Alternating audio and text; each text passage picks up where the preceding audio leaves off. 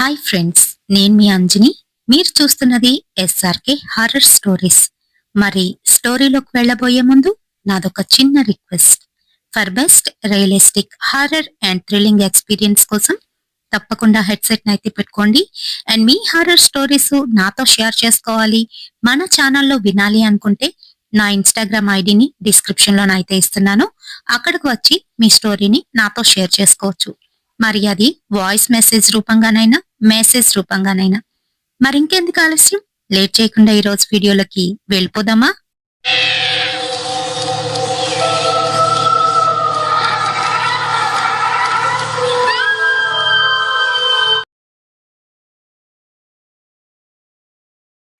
మాయ కేరళలో ఉంటున్న తను నర్సింగ్ మీద ఇంట్రెస్ట్ తోని ఇక్కడికి వచ్చి బిఎస్సి అయితే చేస్తుంది.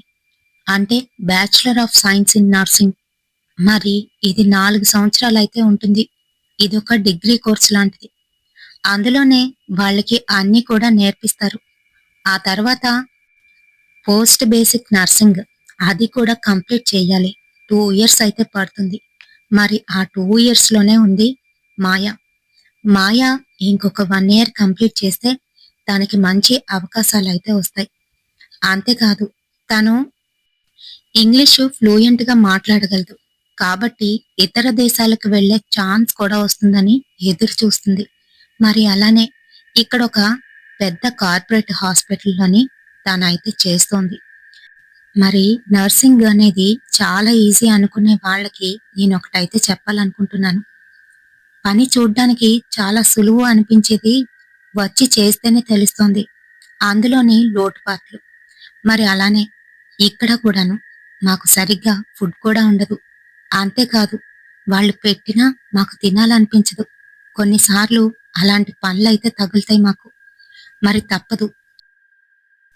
మిగతా క్యాస్ట్లకి 45% కనీసం ఇంటర్ అయితే ఉండాలి. మరి వీళ్ళకైతే 40% ఉంటే సరిపోతుంది.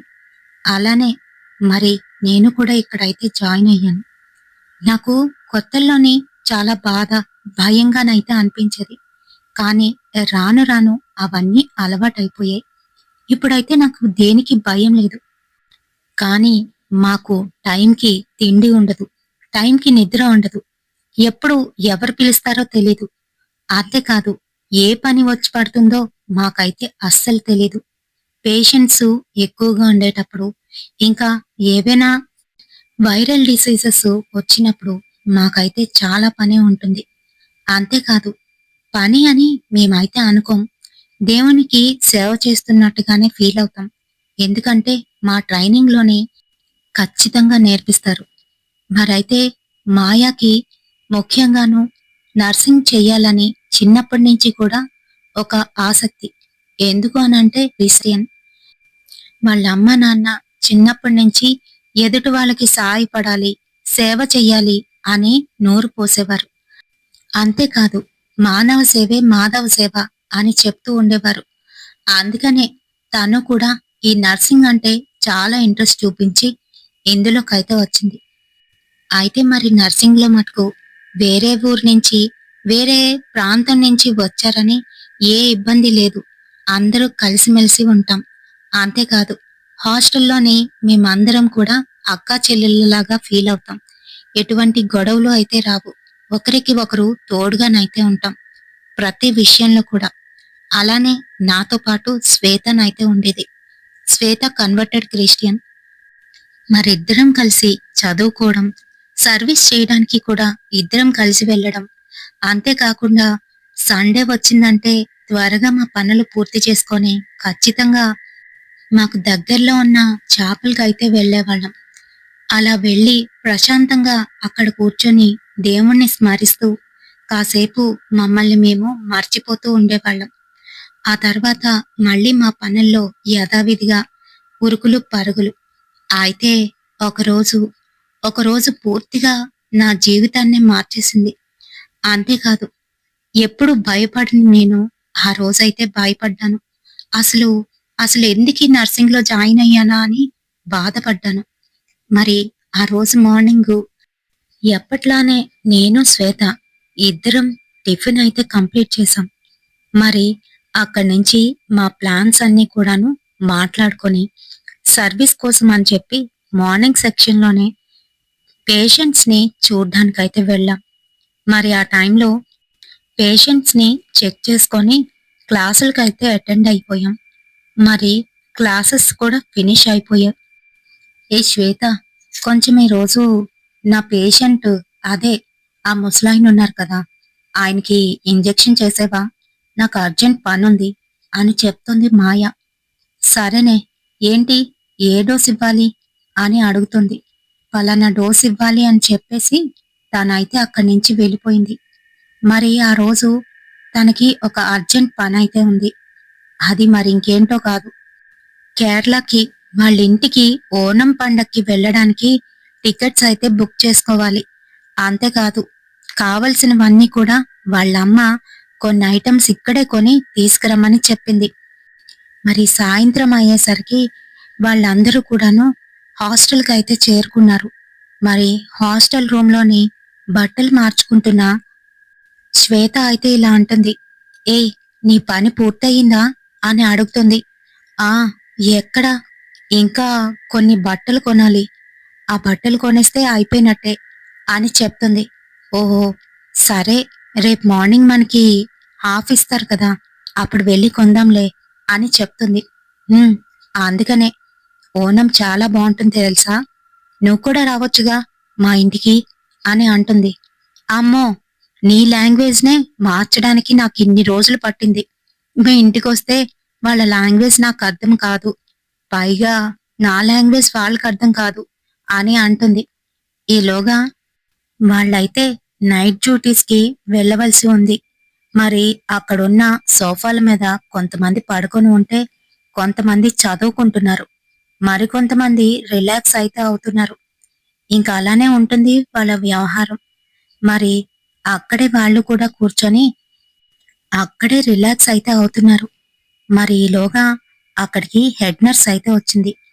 "అమ్మాయిలు, ఈరోజు చాలా వర్కుంది. పదండి పదండి" అని అంటుంది.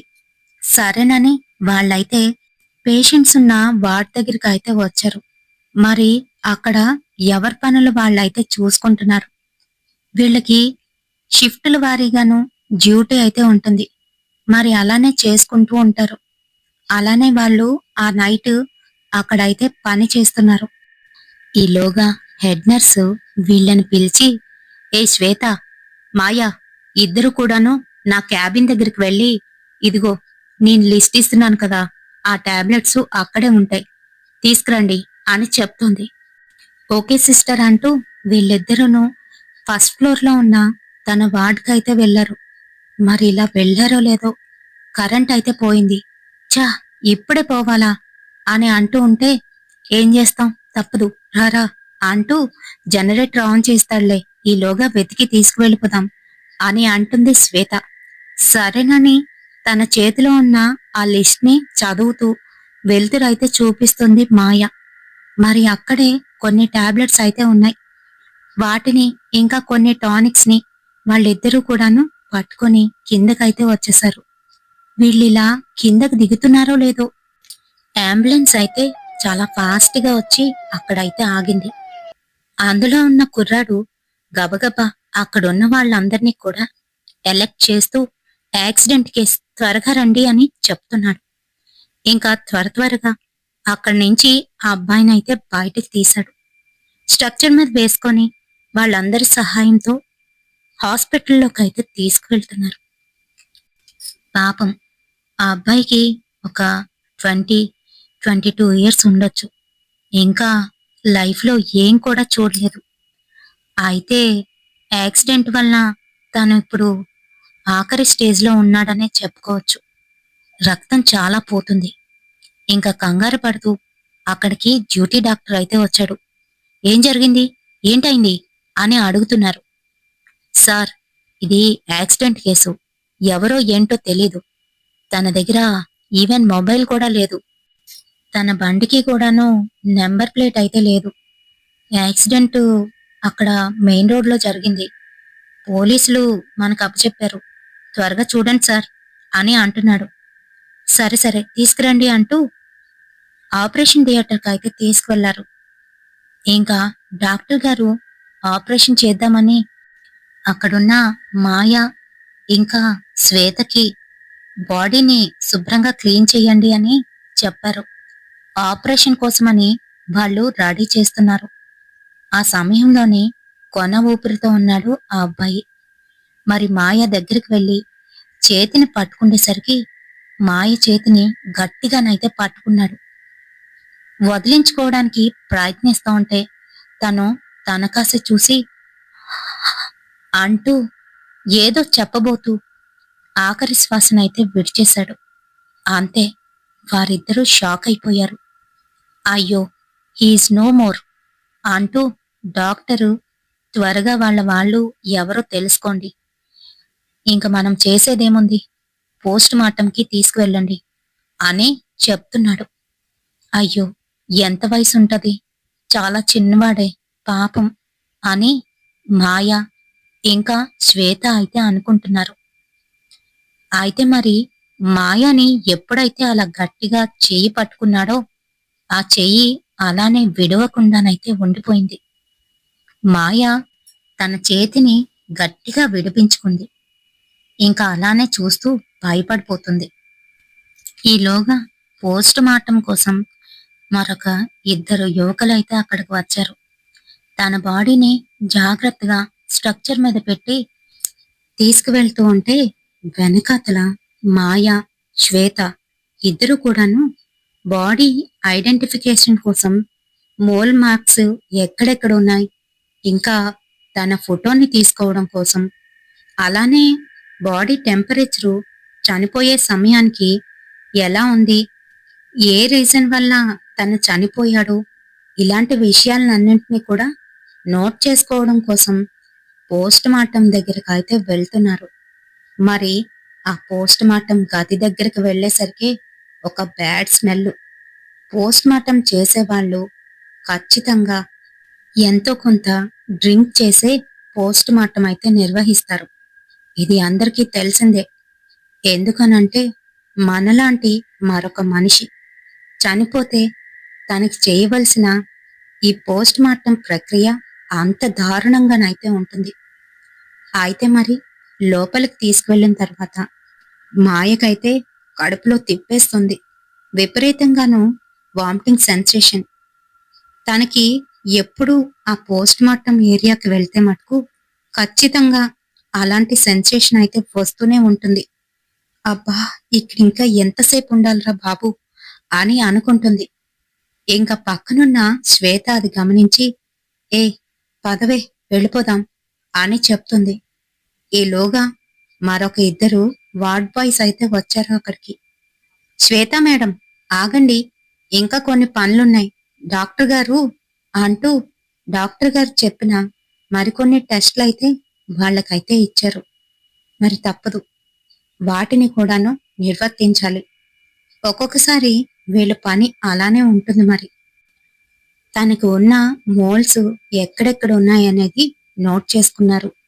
అన్ని నోట్ చేసుకొని ఇంకా ఒక్క క్షణం కూడా అక్కడ ఉండడానికి ఇష్టపడట్లేదు. పోస్ట్ మార్టం అయిపోయిన తర్వాత మళ్ళీ వీళ్ళిద్దరినీ అయితే పిలిచారు. మేడం, అంతా ఫినిష్ అయ్యింది, ఇదిగో ట్యాగ్ కూడా వేసేసాం. డాక్టర్ గారు రిపోర్ట్ ఇచ్చేసి దాని మీద సైన్ పెడితే తీసుకెళ్ళి ప్రిజర్వ్ చేస్తాం అని చెప్తున్నారు. ఇంకా అక్కడే ఉన్న మాయ ఉన్నట్టుండి ఎందుకో బాగా పానిక్ అయిపోయింది. తను గట్టిగా అరుస్తూ అక్కడే కూలబడిపోయింది. ఒక రకంగా చెప్పాలి అనంటే ఆ టైంలోని తనకి పూర్తిగా స్వెట్టింగ్ అయితే వచ్చేస్తుంది. ఒళ్ళంతా చల్లబడిపోయి బీపీ డౌన్ అయిపోతే ఎలా ఉంటుందో అలా అయితే అనిపిస్తుంది మాయకి. తనకైతే అర్థమైపోయింది. ఇంక వెంటనే అక్కడున్న మిగతా వాళ్ళు మాయాని తీసుకువెళ్ళిపోండి ఇక్కడి నుంచి అంటూ చెప్పేశారు. ఇంక బయటికైతే వచ్చేశారు. వణికిపోతుంది. బాబోయ్ అని అంటుంది. ఏ మాయా, కంగారు పడికే, మేమందరం ఇక్కడే ఉన్నాంగా అని అంటూ ఉంటే, ఏమోనే, ఎందుకనో నాకు నాకు అబ్బాయిని చూస్తుంటే చాలా భయం వేస్తుంది అంటూ తన జోబులో చేయి పెట్టి కర్చీఫ్ అయితే తీసింది. చూసేసరికి తన చేతికున్న రక్తం ఆ కర్చీఫ్‌కి కూడా అంటుకుంది. ఛ్యా! అంటూ తుడుపుకోడానికి ప్రయత్నిస్తుంది. కానీ అప్పటికే బాగా గట్టి పడిపోయింది. ఏ హ్యాండ్స్ వాష్ చేసుకొనొస్తానే. నాకేంటో కళ్ళు తిరుగుతున్నట్టుగా అనిపిస్తుంది అని చెప్తుంది. పద పద అంటూ వెళ్ళి హ్యాండ్స్ వాష్ చేసుకొని, క్లెన్స్ చేసుకొని వచ్చారు. అంతేకాదు మనసులోనే ఆ అబ్బాయి కోసం ప్రేయర్ చేసుకుంటుంది మాయ. పాపం చాలా చిన్న పిల్లవాడు. ఏమైందో ఏంటో? ఎవరబ్బాయో? చూస్తూ ఉంటే కోపం మీద ఇంట్లో నుంచి బయటకు వచ్చేసినట్టు ఉన్నాడు. అయ్యో! ఎంత పని జరిగిపోయింది అని అనుకుంటుంది. ఏ మాయా, నువ్వెందుకే అంత ఆలోచిస్తున్నావు? పద పద, హెడ్ నర్సు ఎందుకో పిలుస్తున్నారంట అంటూ తన క్యాబిన్‌కి అయితే వెళ్లారు.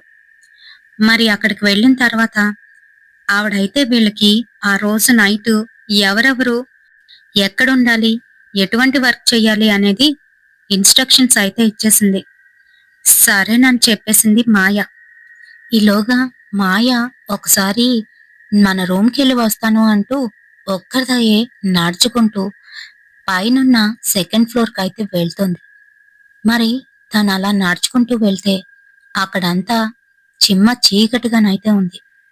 మెల్లగా లైట్స్ ఆన్ చేసుకొని పైకైతే ఎక్కేసింది. మరి తన ఫ్లోర్‌లోకి వెళ్ళి అలానే నడుస్తూ ఉండగా ఏదో తెలియని ఒక వింత గాలి తననైతే తాకుతుంది. అక్కడెవరో ఉన్నట్టు, తనతో పాటు వస్తున్నట్టు ఒక విచిత్రమైన ఫీలింగ్. ఏంటిది అని వెనక్కి తిరిగి చూసింది. కాని అక్కడ ఎవ్వరూ లేరు. ఈలోగా తన్ని దాటుకొని ముందుకైతే వెళ్తుంది మరొక అమ్మాయి. ఇదేంటి, ఇప్పుడే కదా ఇక్కడ చూశాను, ఎవరూ కనిపించలేదు, తినేలా ముందుకు వెళ్ళింది.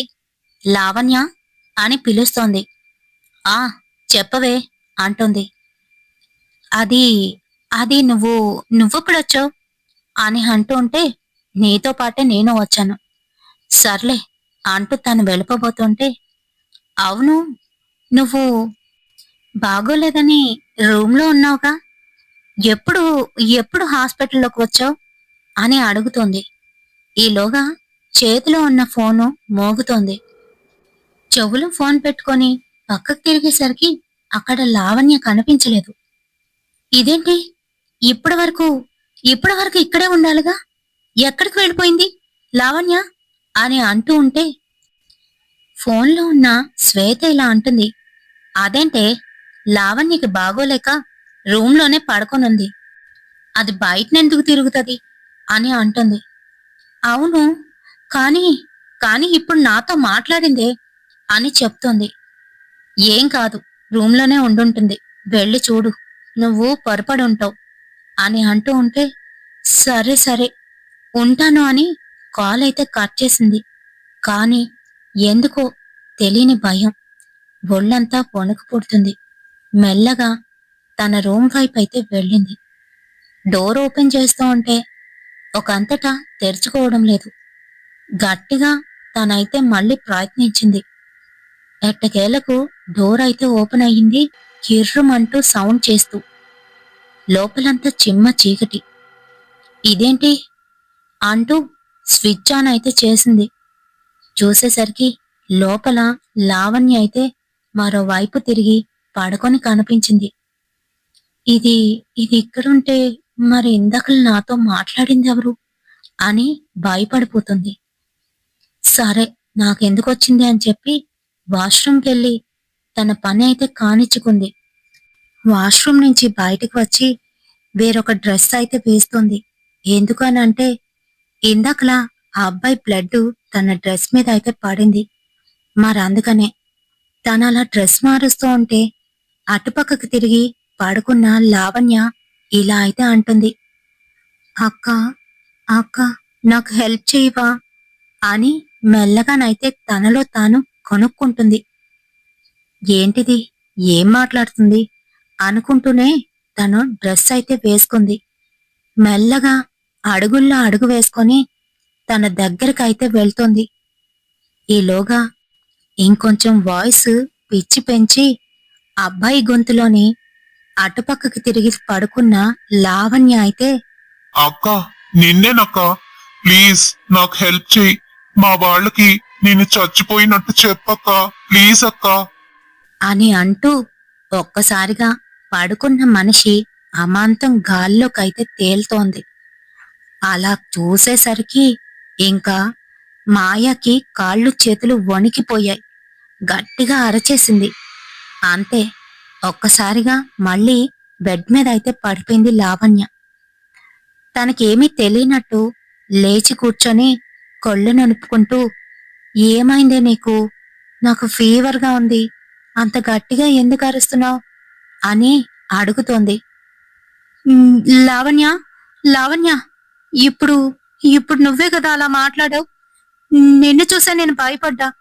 ఏంటి అలా గాల్లోకి ఎలా తేలావు అని అడుగుతోంది. ఆ మాటలకి, నీకేమైనా పిచ్చి పట్టిందా? నాకు నీరసంగా ఉందే. నన్ను డిస్టర్బ్ చేయకు. ఆ లైట్ ఆఫ్ చేసి వెళ్ళిపో అంటూ మళ్ళీ తను అటుపక్కకి తిరిగి పడుకుండిపోయింది. మాయకి ఏం జరుగుతుందో అర్థం కాలేదు. బుర్ర పిచ్చెక్కిపోతుంది. బాబోయ్, ఏంటిది? నాకు ఈరోజు ఏమవుతుంది అంటూ పక్కనే ఉన్న వాటర్ బాటిల్ తీసుకొని గడగడా తాగేసింది. ఇంకక్కడ ఉండకూడదు అని తను కింది రూమ్ కైతే వచ్చేస్తుంది. అక్కడ ఒక పేషెంట్ నైతే చూడవలసి ఉంది. మరి తన రిపోర్ట్స్ అన్ని చెక్ చేసి ఇంజెక్షన్ అయితే వేసింది. ఇంకా మిగతావన్నీ కూడాను ఆల్రెడీ కంప్లీట్ చేసుకోవడంతోనే ఆ పేషెంట్ దగ్గరే కొంతసేపు అబ్జర్వేషన్ చేస్తూ ఉండిపోయింది. ఈలోగా ఎందుకనో మాయకి ఉన్నట్టుండి ఇందాకలా జరిగిన ఆ సిచ్యువేషన్ అంతా కూడా గుర్తుకు వస్తుంది. ఎంత మర్చిపోవడానికి ప్రయత్నిస్తున్నా కూడా దానికి మటుకు ఆ అబ్బాయి చనిపోవడం అదంతా కూడా తెగ బాధ పెడుతుంది. చాలా హర్టింగ్ గా ఉంది. ఎందుకనో ఎవరో దగ్గర వాళ్ళు చనిపోతే ఎలా అనిపిస్తుందో అలా అయితే అనిపిస్తుంది మాయకి. పాపం వాళ్ళ తాలూకు వాళ్ళు ఎవరో ఏంటో తెలిస్తే బాగున్ను అని అనుకుంది. అంతే మరి, పక్కనున్న పేషెంటు పడుకోనున్నవాడు తనలో తానే కలవరిస్తున్నట్టు ఇలా అయితే మాట్లాడుతున్నాడు. అది అర్థమయ్యి అర్థమవనట్టు గొనుక్కుంటున్నట్టుగానైతే వినబడుతుంది. తనకేమీ అర్థం కాలేదు. సార్, సార్, ఏంటి అని లేపింది. ఒక్కసారిగా కళ్ళు ఓపెన్ చేసేసరికి తన కళ్ళు ఎర్రగానైతే మారిపోయాయి. ఏమైంది సార్ మీకు అని భయపడిపోతుంది. రియాక్షన్ ఏమైనా వచ్చిందేమో తన ఇచ్చిన ఇంజెక్షన్ కి అని భయం వేస్తుంది తనకి. కానీ అక్కడ సిచ్యువేషన్ వేరు. తను అలా కళ్ళిప్పి తనకాసే చూసి తన చేతినైతే గట్టిగా పట్టుకున్నాడు. అంతే, విడిపించుకోవడానికి ఎంత ప్రయత్నిస్తున్నా కూడాను విడవట్లేదు. పైగా తన చేతిలో నుంచి రక్తం కారుతూ మాయ చేతికైతే అంటుకుంది. అంతే మరి, గట్టి గట్టిగా అరుస్తూ అక్కడి నుంచి పరిగెట్టింది మాయ. నోటుతో ఏదో శబ్దం చేస్తూ ఆగమంటున్నట్టుగా చెయ్యి చాపుతూ ఆ పేషెంటు నించొని మాయ వెనకాతల అయితే వస్తున్నాడు. తన కళ్ళు ఎర్రటి చింత నిప్పుల్లాగా మండుతున్నట్టుగానైతే మారిపోయాయి. దాన్ని చూసి భయపడిపోతుంటూ అక్కడి నుంచైతే పరిగెత్తింది మాయ. తనకేం జరుగుతుందో అర్థం కావట్లేదు. అసలు నాకు ఎప్పుడూ లేంది ఈరోజు ఏమవుతుంది అని భయపడిపోతుంది. పరుగు పరుగున వాళ్ళు అందరూ కూడాను క్యాబిన్లోనైతే ఉంటారు. మరి అక్కడికైతే పరిగెత్తింది. క్యాబిన్లోకి వెళ్లి ఏడుపు లంకించుకుంది. వాళ్ళందరూ అది చూసి భయపడిపోతున్నారు. మాయా, నీకేమైంది? ఏమైందే? ఎవరైనా ఏమన్నా అన్నారా? పద, వాళ్ళ పని పడదాం అని కొంతమంది అంటే, మరికొంతమంది మాయా, ఏమైంది నీకు? ఏవైనా చూడకూడనివి చూసావా అని అడుగుతున్నారు. అంతే మరి, మాయ వణికిపోతూ అక్కడే కూర్చొని ఏడుస్తూ తను ఎదుర్కొన్న ఇన్సిడెంట్ని మొత్తం వాళ్ళకైతే వివరించి చెప్పింది. అంతే మరి, అందరూ షాక్లోనైతే ఉండిపోయారు. ఈలోగా అక్కడికి హెడ్ నర్స్ అయితే వచ్చింది. ఏంటిక్కడ అందరూ ఇక్కడున్నారేంటి? పేషెంట్స్ దగ్గర ఎవరూ లేరా అని గట్టిగానైతే మాట్లాడుతుంది. ఈలోగా మాయ ఏడవడం చూసింది. ఏమైంది మాయా, ఎందుకు ఏడుస్తున్నావ్? ఎవరైనా ఏమన్నా అన్నారా? నాకు చెప్పు అని అడుగుతుంది. మేడం, అది కాదు మేడం అంటూ తను ఎదుర్కొన్న ఇన్సిడెంట్ మొత్తం చెప్పింది. అంతే మరి. అక్కడున్న ఆ నర్సు, ఓ సరే, నువ్వు ప్రేయర్ చేసుకొని అప్పుడు వెళ్ళు, సరేనా? ప్రేయర్ ఆయిల్ ఉందా అని అంటుంది. ఉంది మేడం, కానీ రూమ్లో ఉంది అని చెప్తుంది భయపడుతూ మాయ. సరే, నా దగ్గర ఉంది, ఇస్తాను. కాసేపు రిలాక్స్ అయ్యి అప్పుడు వెళ్ళు, ఓకేనా? నీది వర్క్ కంప్లీట్ అయిపోయిందా? ఆ పేషెంట్కి చూసావా అని అంటుంది. అబ్జర్వ్ చేశాను మేడం, అంతా నోట్ చేసుకున్నాను అని చెప్తూ ఉంటే, సరే అయితే చూసుకొని కాసేపు పడుకొని విశ్రాంతి తీసుకొని వెళ్ళు, సరేనా అని చెప్తుంది. ఓకే సిస్టర్, ఓకే అని చెప్పేసి తనైతే అక్కడ భయపడిపోతూ వణికిపోతూ కూర్చుంది. మరి తనతో పాటుగా ఇద్దరు ముగ్గురు అయితే అక్కడే ఉన్నారు. నీకేం భయం లేదే, ఇక్కడ కాసేపు పడుకో, ప్రేయర్ చేసుకో అని చెప్తున్నారు. ముందైతే తను ప్రేయర్ చేసుకుంది, గట్టిగానైతే చేసుకుంది. ఎటువంటి పీడలు చీడలు తన దగ్గరికి రాకూడదని ఆ ప్రభువునైతే వేడుకుంది. ఆ తర్వాత తను అక్కడే అలానే పడుకుండిపోయింది. ఇంకా చాలాసేపు అయితే అవుతుంది. అక్కడున్న తన ఫ్రెండ్స్ ఇలా అయితే మాట్లాడుకుంటున్నారు. అసలు దీనికి ఏమైంది ఈరోజు, ఎందుకు ఇలా అయిపోతుంది? ఇందాకలా ఆ అబ్బాయిని చూసిన దగ్గర నుంచే ఇలా ఉంది అని అనుకుంటున్నారు. మరి కొంతసేపు అయ్యేసరికి అందులోని ఒక అమ్మాయి ఇలా అయితే మాట్లాడుతుంది. ఏయ్, లెగు, లెగు, నిన్నే, లేవే, నీకే ఇందాకల నుంచి చెప్తున్నాను. అయినా కూడా అస్సలు నన్ను పట్టించుకోవట్లేదు. ఎందుకంత భయపడిపోతున్నావు?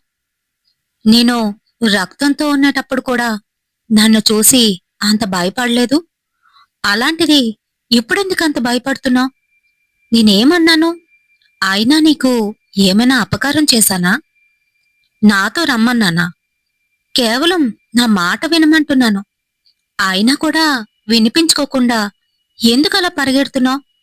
ఎందుకంత భయపడిపోతున్నావు అని మాట్లాడుతుంది.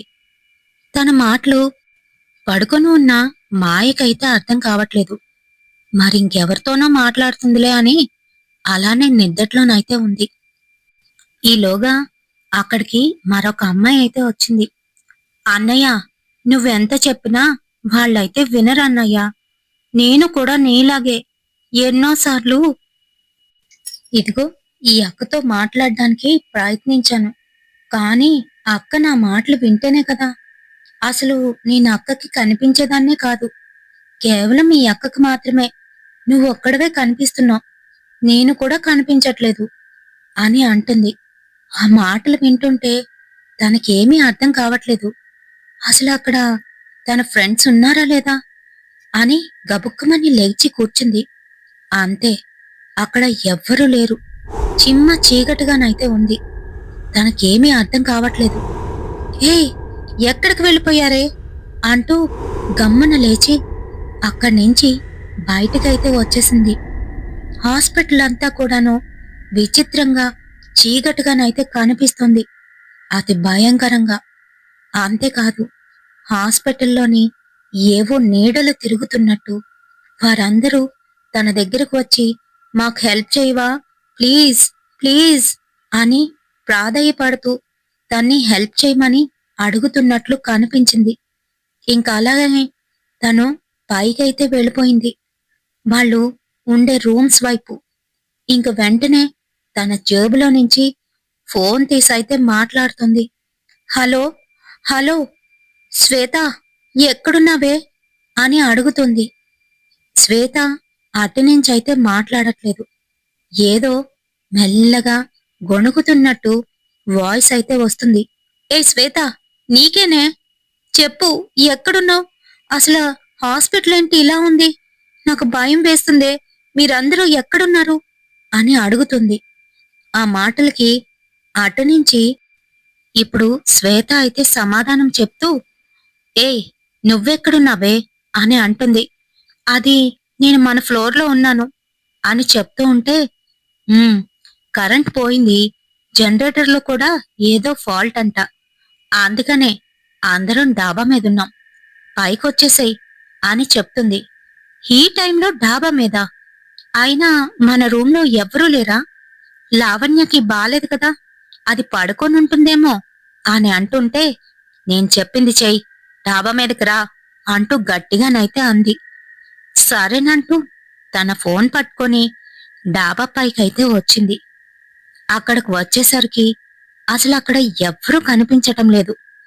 దూరం నుంచి ఒక అబ్బాయి మేడ మీద పిట్టగోడ దగ్గర ఒక్కడే అటు తిరిగి నించొని కనబడుతున్నాడు. తనకసలా ఏమీ అర్థం కావట్లేదు. హలో శ్వేత, ఎక్కడే? ఇక్కడ ఎవ్వరూ లేరు అని అంటుంది. ఇక్కడే ఉన్నామే, నువ్వు రా అంటూ తన చెవు దగ్గర ఉన్న ఫోన్లోని మాట్లాడుతూ తన వైపైతే తిరిగాడో ఆ అబ్బాయి. అంతే, తన చేతుల్లో చనిపోయిన అదే అబ్బాయి, అదే రూపం, ఒళ్ళంతా రక్తంతో అతి భయంకరంగా కనిపిస్తున్నాడు. తన కళ్ళు ఎర్రగానైతే ఉన్నాయి. అక్క, నేను చెప్పేది విను అని అంటున్నాడు. ఆ అబ్బాయిని చూడగానే భయంతో గట్టిగట్టిగా అరుస్తూ తనైతే అక్కడి నుంచి పరిగెడుతుంది. కాని ముందుకైతే వెళ్ళలేకపోతుంది. ఎక్కడున్నదాయి అక్కడే ఉండిపోయింది. అక్క, నేను చెప్పింది వింటావా? ఎందుకలా పరిగెడుతున్నావు?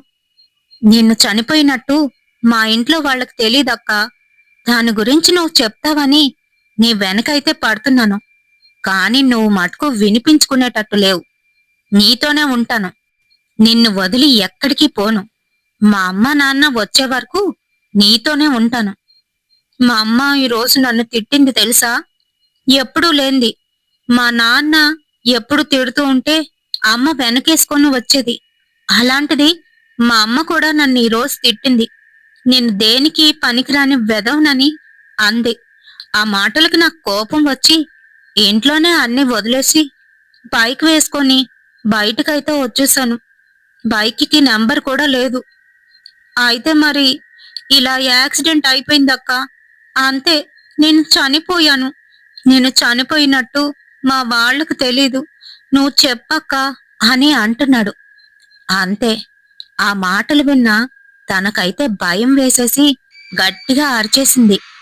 కళ్ళిప్పి చూసేసరికి తన ఫ్రెండ్స్ చుట్టూ చేరి, ఏమైంది నీకు మాయా?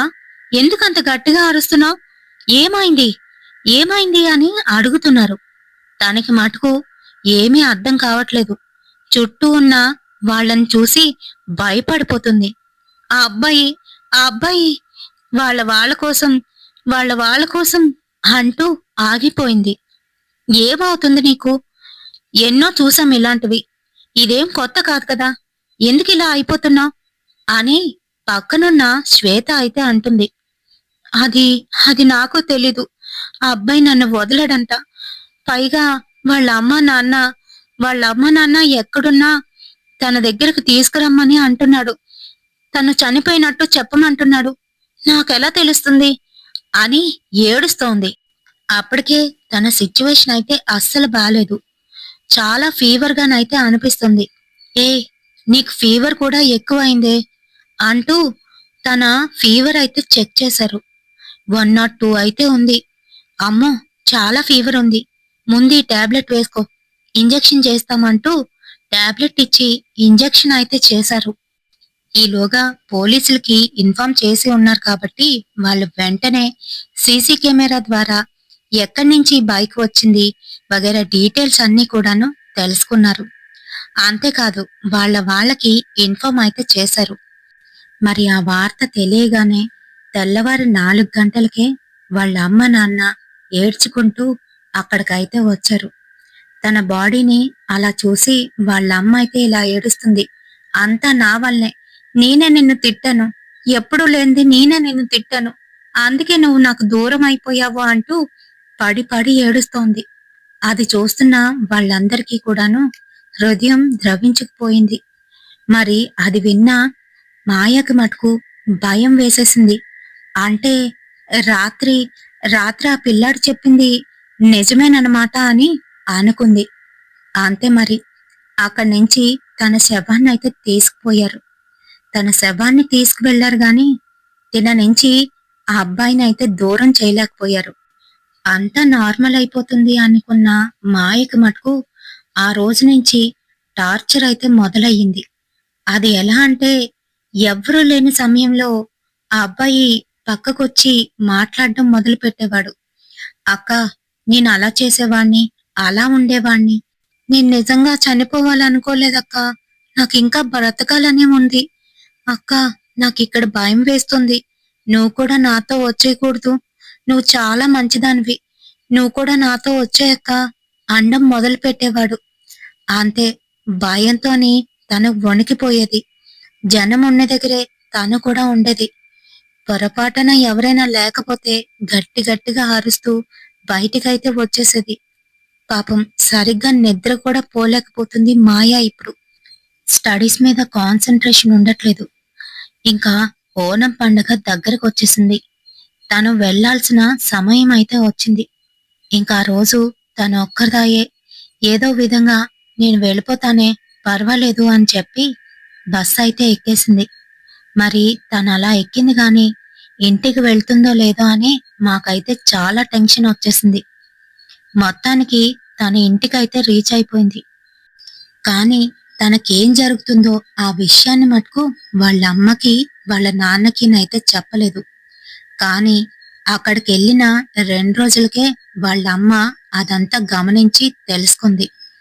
వెంటనే తన ఫ్రెండ్ అయిన శ్వేతకైతే కాల్ చేసి అడిగింది, ఆంటీ, జరిగింది ఇది అని చెప్తే వెంటనే ఆమె మర్నాడే బయటికి వెళ్ళాలి, నువ్వు కూడా వస్తావా అంటూ తనతో పాటే తీసుకువెళ్ళి శుద్ధ తాంత్రికుడు ఇంకా అలాగే తనతో పాటు ఒక నంపుత్రి అయితే ఉంటాడు. మరి వాళ్ళిద్దరి దగ్గరికి అయితే తీసుకువెళ్ళింది. ఇంకా తనైతే ముందుగాను తన పేరు చెప్పి కొన్ని గవ్వలైతే వేసి చూశాడు. ఆ నంపుత్రి ఆ తినలోని ఒక అబ్బాయి ఆత్మ అయితే ఉంది అని డిసైడ్ చేసి ఆ తర్వాత ఆ తాంత్రికుడి దగ్గరికి అయితే పంపించారు. మరి తాంత్రిక పూజలు చేసి ఆ అమ్మాయిలో ఉన్న ఆ ఆత్మనైతే బంధించేశారు. అప్పటి వరకు దెయ్యాలు భూతాలు అంటే నమ్మకం లేకుండా భయం లేకుండా ఉండే మాయ అప్పటి నుంచి దెయ్యాలన్నా భూతాలన్నా పైగా ఇలాంటి యాక్సిడెంట్లు ఏమైనా వస్తే ఖచ్చితంగా తను ముందుకైతే వెళ్ళదు. మరి ఇదండి మాయా జీవితంలో జరిగిన ఒక రియల్ ఇన్సిడెంట్. మరి ఈ ఇన్సిడెంట్ మీకు ఎలా అనిపించింది? నచ్చిందా? నచ్చితే తప్పకుండా ఒక లైక్ అయితే వేయండి. అలాగే లాస్ట్ వీడియోకి మనకు వచ్చిన కామెంట్స్ ఎవరెవరి దగ్గర నుంచి వచ్చాయి, ఎక్కడి నుంచి వచ్చాయి అనేది చూసేద్దామా మరి. వసుధ సిస్టర్ ఫస్ట్ కామెంట్ అయితే చేశారు. సురేంద్ర గారు హాయ్ అండి, గుడ్ స్టోరీ అని పెట్టారు. ఇంకా అలాగే మురళీకృష్ణ గారు హాయ్ అండి. ఇంద్రాస్ కిచెన్ నుంచి ఇందిరా గారు, Bali Lakshmi sister, Veeramani sister, Vijay Krishna Rani sister, Vasina Vijay గారు, సురేంద్ర గారు, బాలాజీ గారు, ఇంకా అలాగే రూబీ సిస్టర్, పి రవిశంకర్ గారు స్వర్ణ నుంచి. ఇప్పటి వరకు వచ్చిన కామెంట్స్ అయితే చదివానండి. నేను ముందు రోజే వీడియో చేస్తానని మీ అందరికీ తెలుసు కదా. ముందు రోజు మధ్యాహ్నం కల్లా నేను ఇదైతే కంప్లీట్ చేస్తానన్నమాట. మరి ఈ రోజు ఇప్పటి వరకు వచ్చిన కామెంట్స్ చెప్పాను. ఇంకా ఎవరినైనా మిస్ చేస్తే ఖచ్చితంగా నాకు కమెంట్ సెక్షన్ లోనైతే తెలియజేయండి. నెక్స్ట్ వీడియోలోని మీ పేరుని తప్పకుండా తీస్తాను. మరి రేపటి సరికొత్త హర్రర్ ఇన్సిడెంట్ తోని మళ్ళీ మీ ముందుకైతే వచ్చేస్తాను. లైక్ హైప్ వేయడం మర్చిపోకండి.